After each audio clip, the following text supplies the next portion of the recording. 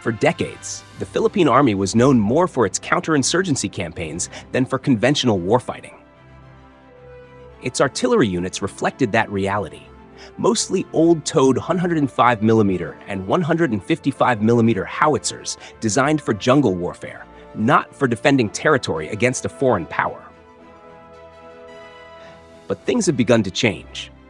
With the acquisition of the Israeli Atmos 2000 self-propelled howitzer, Manila has taken its first real step toward modern artillery. This shift raises a bigger question. What comes after Atmos? Will the Philippines continue with lightweight, wheeled systems like the French Caesar, or leap into heavy-tracked artillery with the South Korean K9 Thunder? The answer may define how the country positions itself in the evolving military balance of the South China Sea. Before diving deeper, a brief note. If you find this kind of analysis useful, consider supporting our channel by subscribing, hitting the bell icon, and sharing it with friends. Community support is what keeps these discussions alive. The Atmos 2000 has been a game changer for the Philippine Army. Delivered in batches from 2021 to 2023, it represents the transition from towed to self-propelled artillery. Mounted on a wheeled chassis, the Atmos offers greater mobility, quicker deployment, and a firing range of up to 41 kilometers with extended range ammunition. For an army used to hauling howitzers through rough terrain, the Atmos is a leap forward. It suits the archipelagic geography of the Philippines, where road mobility and ease of deployment are critical. But it is also clear that the Atmos is an entry-level solution. Its range and rate of fire, while sufficient for counterinsurgency and limited coastal defense, do not provide the kind of long-range precision strike capability that could deter a major adversary across the South China Sea. One possible path forward is the Caesar from France, a battle-proven 155mm self-propelled howitzer on wheels. The Caesar has gained global attention in Ukraine, where its shoot and scoot capability has allowed it to survive under constant drone and counter-battery threats.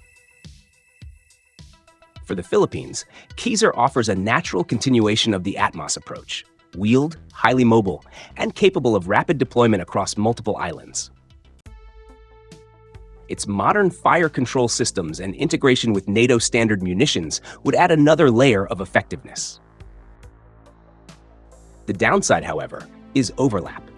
Caesar and Atmos share a very similar philosophy.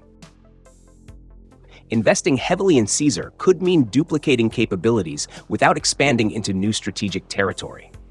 It would strengthen the Army tactically, but not necessarily give Manila a bigger stick to wave at potential aggressors. At the other end of the spectrum lies the K9 Thunder from South Korea. This tracked, self-propelled howitzer has become a global success, acquired by countries as diverse as Australia, India, Estonia, Norway, and Egypt. Its 155mm gun offers high rates of fire, long range up to 50 kilometers with modern ammunition, and robust survivability. For the Philippines, adopting the K9 would represent a shift from light, mobile artillery to a more conventional, heavy firepower doctrine. K9 units could deliver sustained bombardments and serve as a serious deterrent to amphibious landings or hostile forces establishing beachheads. But the drawbacks are clear. The K9 is heavy and requires significant logistical support. Deploying it across small islands would be challenging without amphibious ships and dedicated support infrastructure. In other words, the K9 is not an archipelago-friendly solution unless the Philippines makes parallel investments in transport and logistics. The Philippine Army's decision is not just about hardware, it is about doctrine and strategy. If the priority is defending islands quickly and flexibly, then systems like Atmos and Caesar make the most sense. They can be ferried to multiple locations, set up quickly, and integrated with UAVs for precision strikes.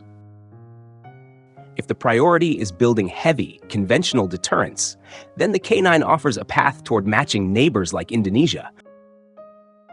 If the priority is cost effectiveness and skipping steps, Manila could invest more in precision-guided shells like the Excalibur or Volcano and integrate drones with existing Atmos batteries.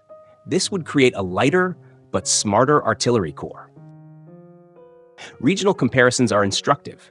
Vietnam maintains strong artillery and coastal missile units. Taiwan has invested in dispersing artillery supported by UAV reconnaissance. The Philippines must decide which model best suits its strategic geography and limited budget. Let us imagine 3 scenarios. The first is the Keyser path. The Philippines doubles down on wheeled artillery, ensuring it can cover multiple islands with rapid deployment. This would be a logical evolution, but without expanding strategic reach. The second is the K9 path. Manila invests in tracked heavy artillery, building a more conventional deterrent, stronger firepower, but potentially overburdened by logistics. The third is the precision path.